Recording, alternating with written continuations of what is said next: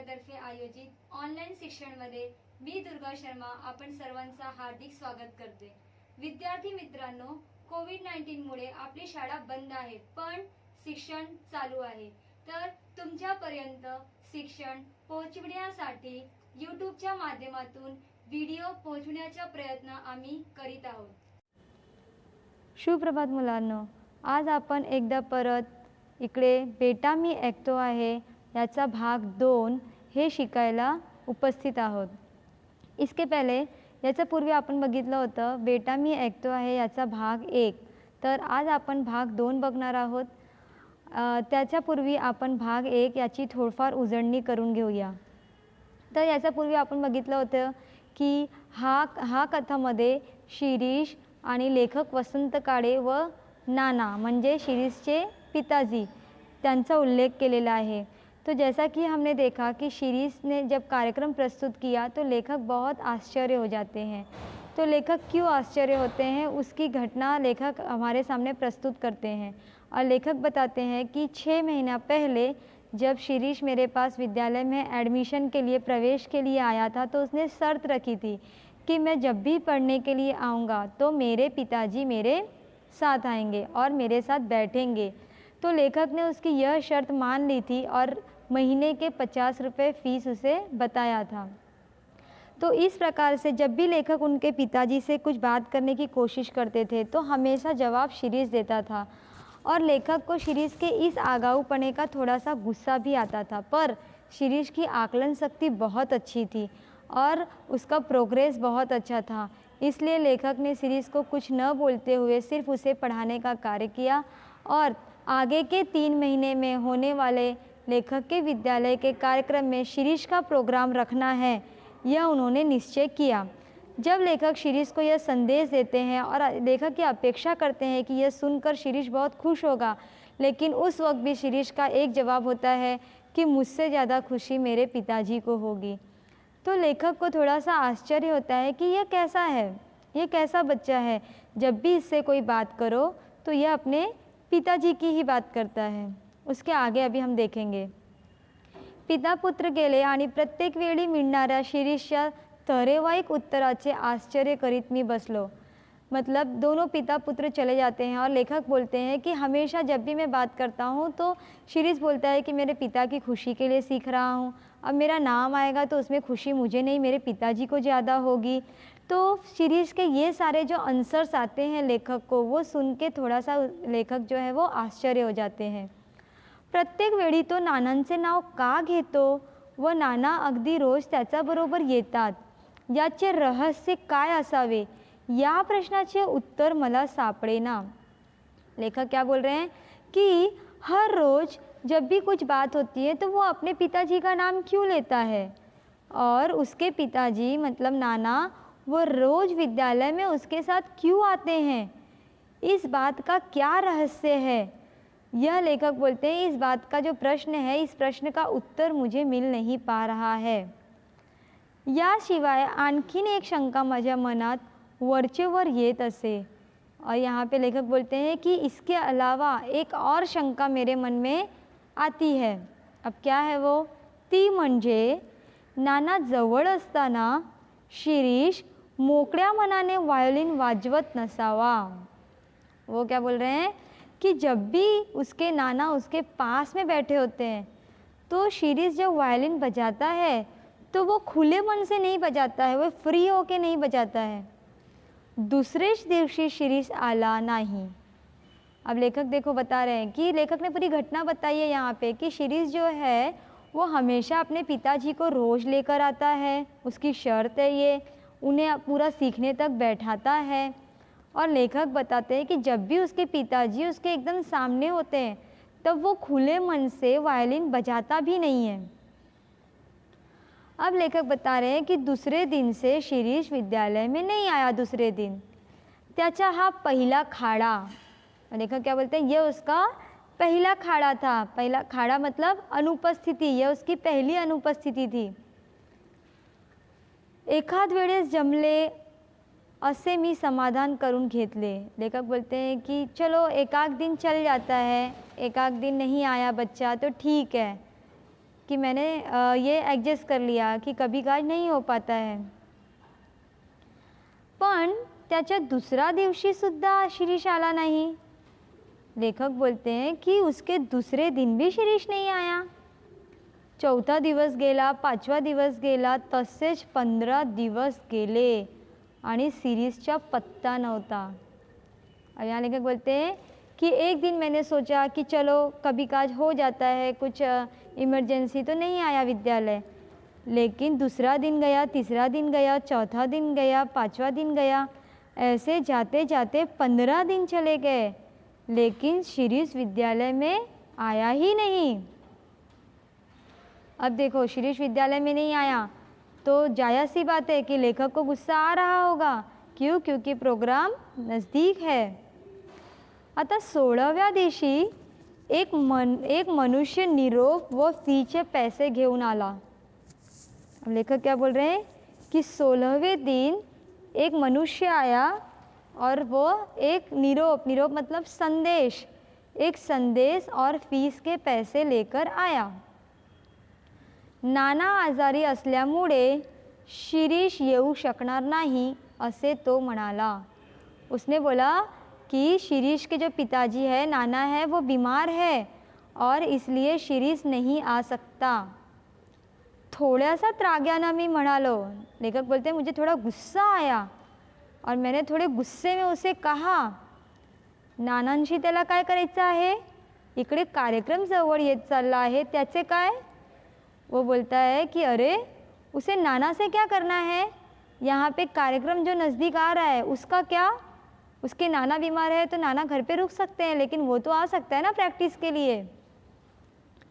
शिरीष आला नाही, त्याची वाट पाहून मी त्याचा कार्यक्रम रद्द केला. लेखक उसको बताते हैं जो मनुष्य उनको संदेश देने आया है, जो मनुष्य फीस के पैसे देने आया, लेखक उसको बोलते हैं मैंने उसकी 15 दिनों तक राह देखी और वो आया नहीं. अब मैंने उसका कार्यक्रम से नाम रद्द कर दिया है. त्याचे नाव पण काढायचे नाही असे ठरवून मी बाकीचे विद्यार्थी तैयार केले. लेखक क्या बोलते हैं कि उसका नाम निकालना ही नहीं है. मतलब कि उन्होंने कार्यक्रम की तैयारी की और सबको क्या बोला, उसका नाम नहीं लेना है मुझे. जबकि लेखक को पता था कि सबसे होनहार विद्यार्थी, पीछे आकर अच्छी तैयारी करने वाला विद्यार्थी शिरीष था, इसलिए लेखक ने शिरीष को कार्यक्रम में रखा था. परंतु शिरीष इतने दिनों तक बिना कुछ संदेश दिए नहीं आया, तो गुस्से में लेखक बोलते हैं कि उसका नाम भी नहीं निकालना है. ये सोच के मैंने सारे विद्यार्थियों का कार्यक्रम अभी रख दिया है. अब देखो लेखक यहाँ गुस्से में आ चुके हैं और वहाँ से वो मनुष्य चला जाता है.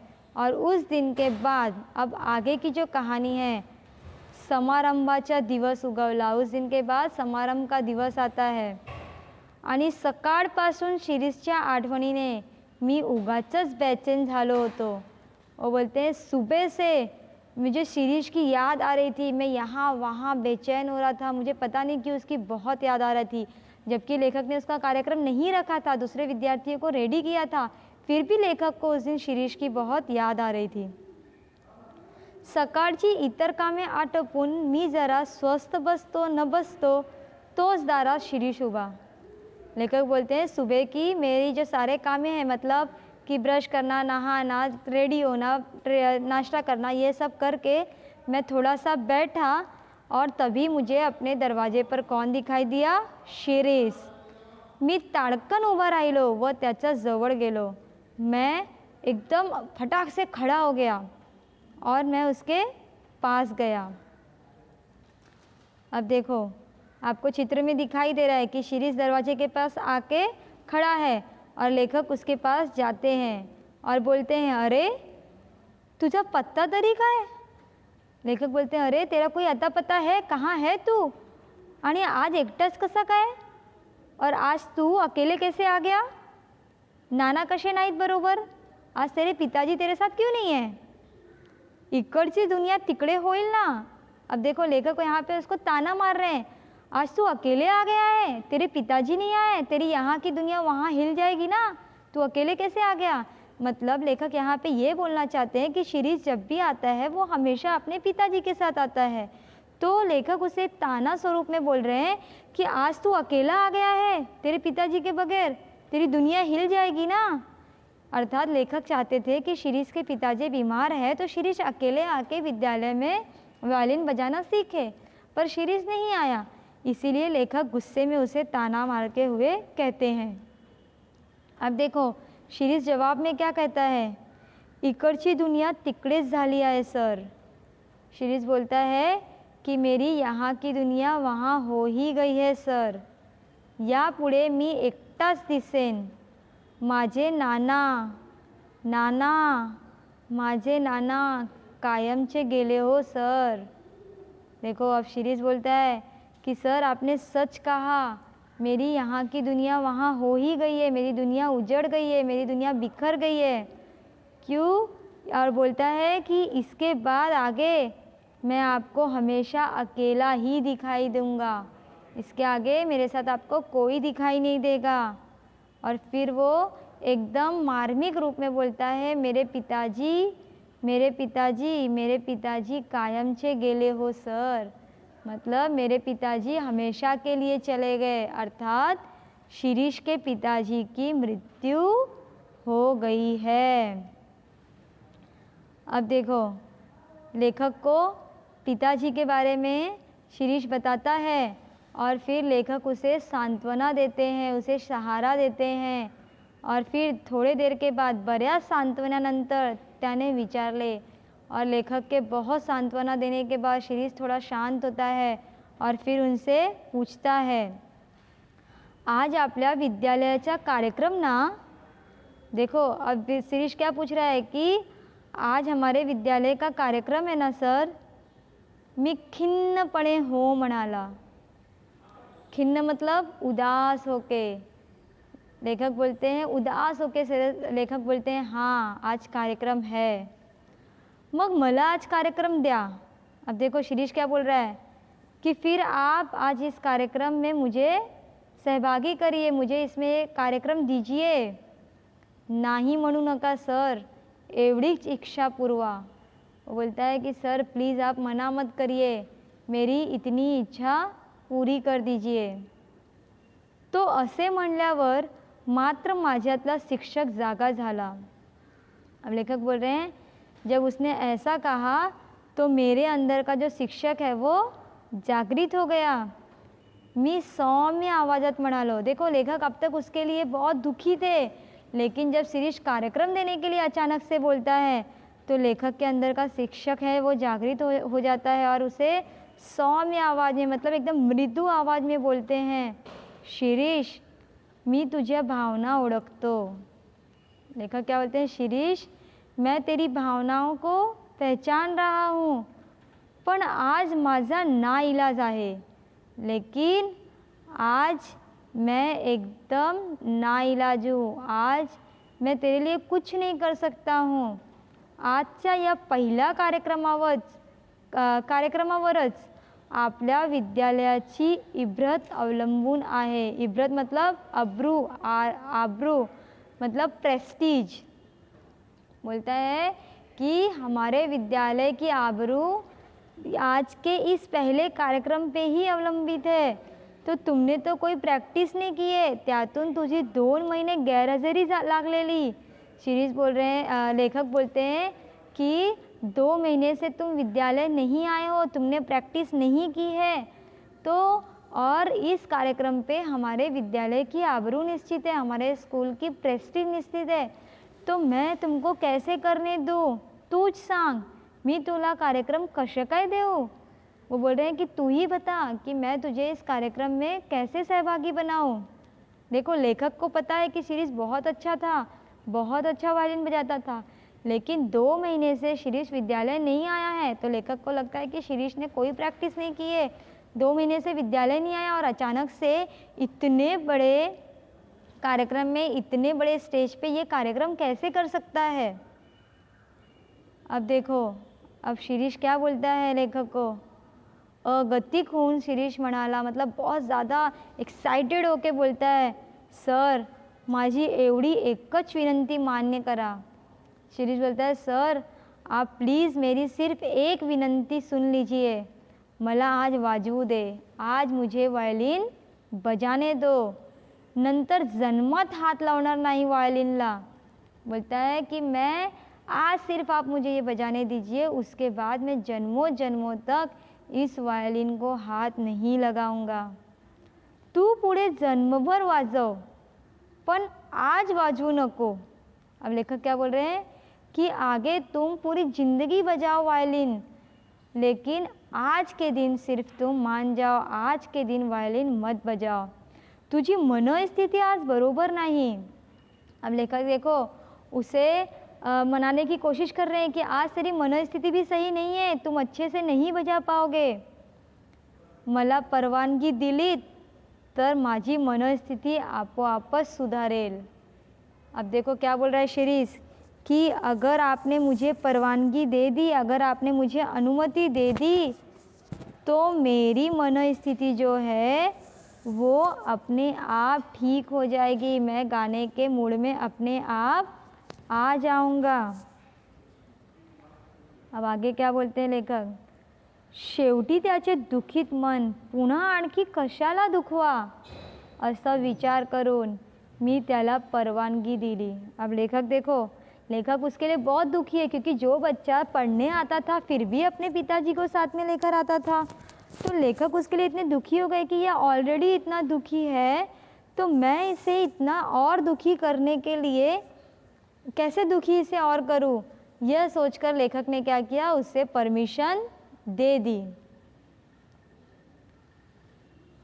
आता पुढे बघा, त्याप्रमाणे मी परवानगी दिली आणि शिरीष वाजवू लागला। अब लेखक बताते हैं पहले की घटना कि इस प्रकार से मैंने उसे परवानगी दी और शिरीष आके बजाने लगा था। अर्थात लेखक को नहीं पता था कि शिरीष अचानक से 2 महीने बाद आके इतना अच्छा कार्यक्रम करेगा। शिरीष कार्यक्रम करण्यात मुरलेल्या एखाद्या वादकाप्रमाणे वाजवत होता। मुरलेल्या वादक मतलब कि जो कला में एकदम पारंगत हो, जो एकदम अव्वल हो, जिसने बहुत सीखा हो, जिसका उसके ऊपर पूरी तरीके से कमान हो। तो लेखक बोलते हैं शिरीष उस प्रकार से वादक बजा रहा था जैसे यह एक कला में पारंगत वादक हो, जबकि ये 2 महीने से तो पढ़ने सीखने आया ही नहीं है। इतके शिकला तरी कुठे, याचाच मी विचार करत होतो। लेखक बोलते हैं कि इतना इसने कहाँ पर सीखा, ये तो 2 महीने से आया ही नहीं है, तो यह एक पारंगत वादक की तरह कैसे बजा रहा है। इसका लेखक इस प्रश्न का उत्तर ढूंढ रहे थे। अभी लेखक बोलते हैं कि नवीनच शिकायला लागलेला मुलगा इतके उत्कृष्ट वाजवतो, तर जुने मुरलेले विद्यार्थी किती छान वाजवत असतील असे बाहेरचे लोक म्हणत असणार। तेव्हा याच्यानंतर वाजवायला कुणाला बसवावे, टाळ्यांच्या कड़कड़ाटाने मी भानावर आलो। मतलब जब शिरीष का प्रोग्राम आता है तो इतनी तालियां बजती है।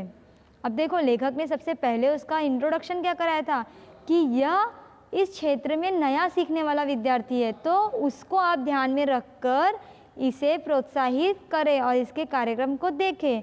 अब शिरीष ने तो एक कला में पारंगत वादक की तरह उसने बजाया, तो लेखक सोचते हैं कि जब मैंने लोगों को ये बोला है कि ये नया सीखने वाला विद्यार्थी है और इसने इतना अच्छा बजाया है, तो आगे के जो प्रोग्राम होंगे लोग सोचेंगे कि जो जूने सीखने वाले हैं तो वो कितना अच्छा बजाएंगे, और उनका प्रोग्राम जो है शिरीष के प्रोग्राम के सामने एकदम फीका पड़ जाएगा। और लेखक अब इस उलझन में आ जाते हैं कि अगला प्रोग्राम मैं किसका रखूं, कौन इससे ज़्यादा अच्छा बजा सकता है। अर्थात लेखक के मन में था कि शिरीष से ज़्यादा अच्छा कोई नहीं बजा पाएगा। अब लेखक एक असमंजस में पड़ गए हैं कि आगे मैं क्या करूं। शिरीष आता आला व त्याने माझ्या पायावर डोके ठेवले। शिरीष कार्यक्रम करके आता है और लेखक के पैरों पर अपने सर रखता है। मी त्याला उठवत विचारले और लेखक ने उसे उठाते हुए कहा, शिरीष हा काय प्रकार आहे, शिरीष ये क्या दिखाई दे रहा है मुझे, तू माझ्याकडे न येता आणखीन कोठे शिकत होतास। लेखक बोलते हैं कि तू मेरे यहाँ तो सीखने नहीं आ रहा था 2 महीने से, तो तुम कहाँ सीख रहे थे, कहाँ पढ़ रहे थे। डोळे पुशीत शिरीष म्हणाला। आंखें पोंछते हुए शिरीष बोला,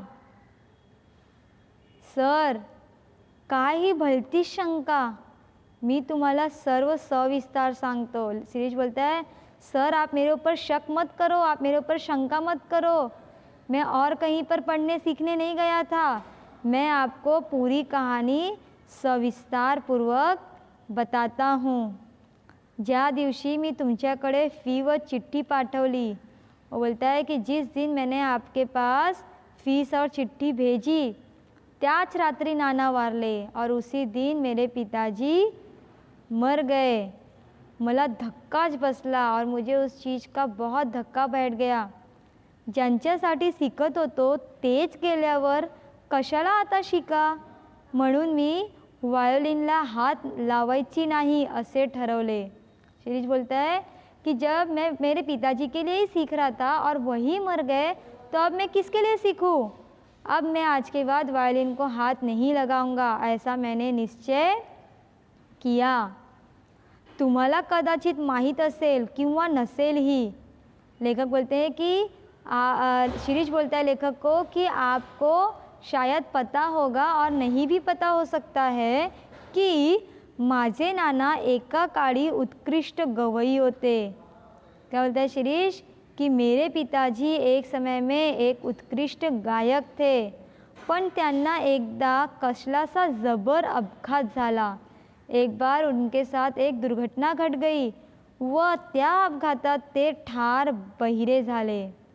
वो बोलता है कि एक बार उनके साथ दुर्घटना घटी और उस दुर्घटना में मेरे पिताजी बहरे हो गए।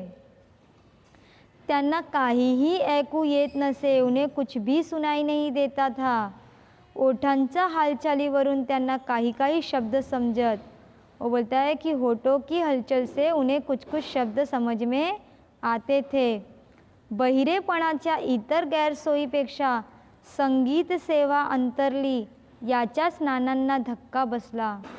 वो क्या बोलता है कि बहिरेपण के कारण, बहिरेपणाच्या इतर गैरसोयीपेक्षा संगीत सेवा अंतरली, मतलब मेरे इस बहरेपन के कारण मैं संगीत सेवा नहीं कर पा रहा हूँ, मैं संगीत नहीं कर पा रहा हूँ, मैं अपना कार्यक्रम नहीं कर पा रहा हूँ, क्योंकि उनके पिताजी को संगीत से बहुत प्रेम था और नाना को इस बात का बहुत धक्का बैठ गया।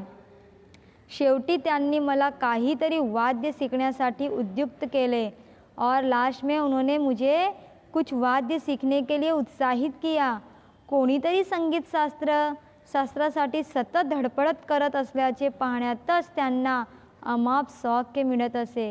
वो बोलते हैं कि कोई तो संगीत शास्त्र सीख रहा है मेरे इधर, कोई तो मेरे लिए सीख रहा है, यह देख के उन्हें बहुत सुख मिलता था, क्योंकि वो बहुत दुखी थे कि मैं अब संगीत को सुख नहीं देख पा रहा हूँ, तो कोई तो संगीत सीख रहा है, यह देखकर वो बहुत खुश होते थे।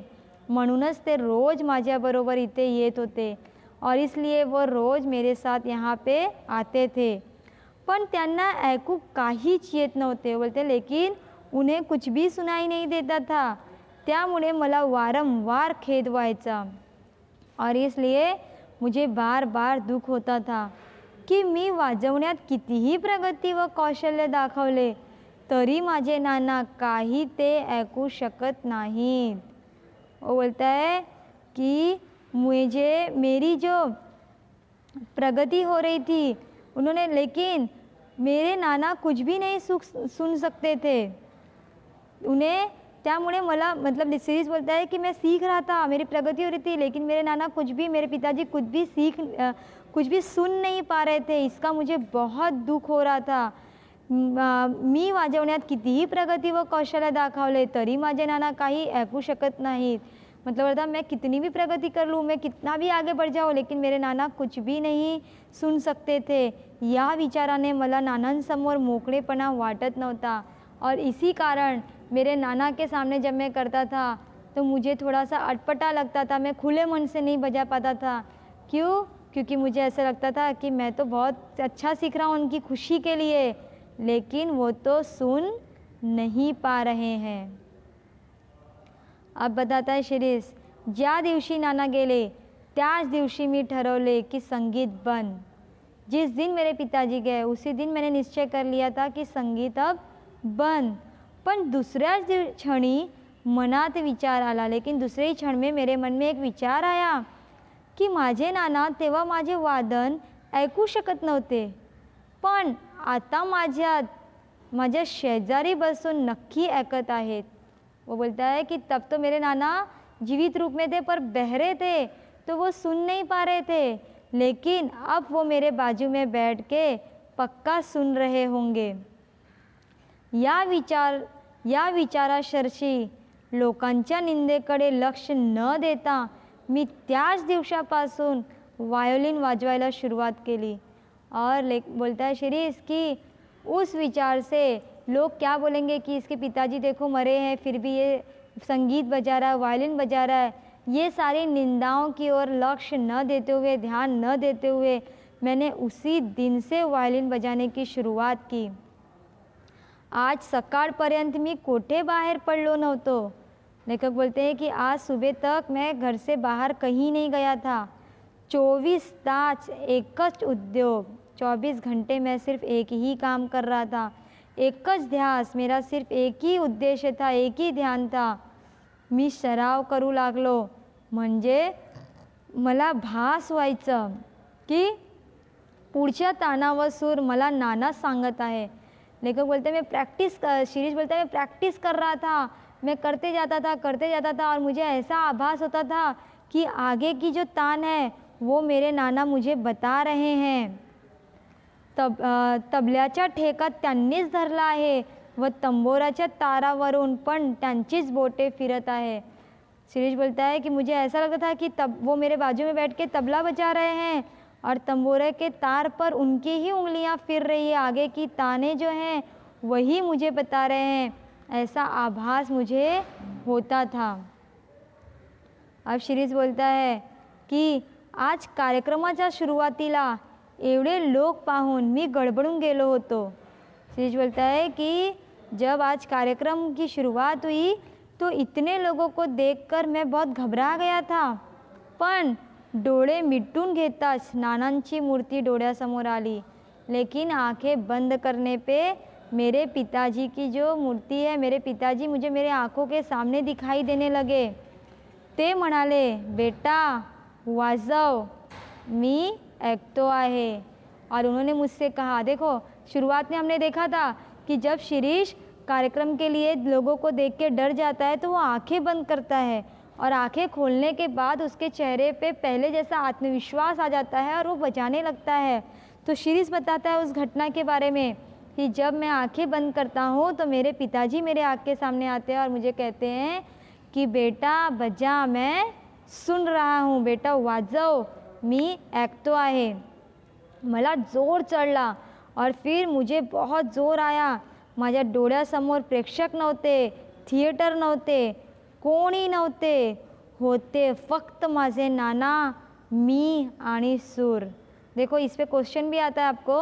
अब यहाँ पे क्या बोला है शिरीष कि जब मैंने आंखें खोला तो मेरे अंदर आत्मविश्वास आ गया था और मेरे सामने मुझे कोई प्रेक्षक दिखाई नहीं दे रहे थे, कोई श्रोता दिखाई नहीं दे रहे थे, मुझे थिएटर दिखाई नहीं दे रहा था, मुझे सिर्फ दिखाई दे रहा था तो मैं, मेरे नाना और मेरा सूर. शिरीष गप्प बसला आणि मी काहीच बोलू शकत नव्हतो.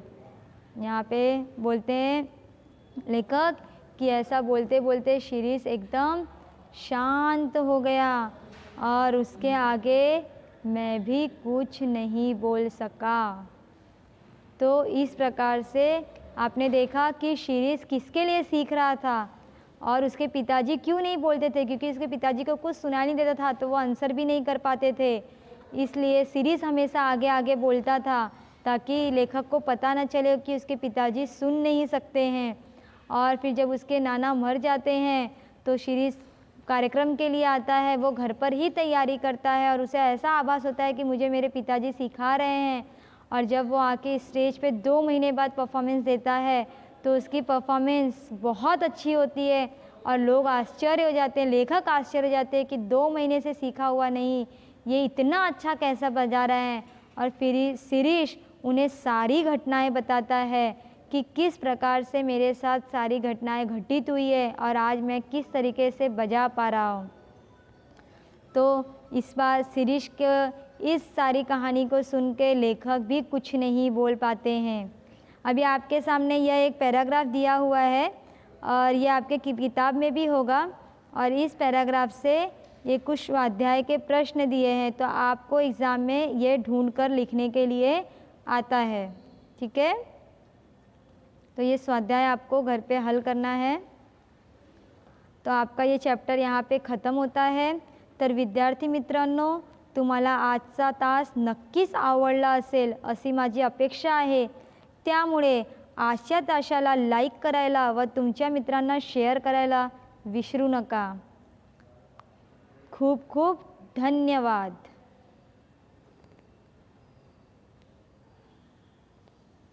अशा प्रकारे आज आपण मराठी विषयाचा अभ्यास केला।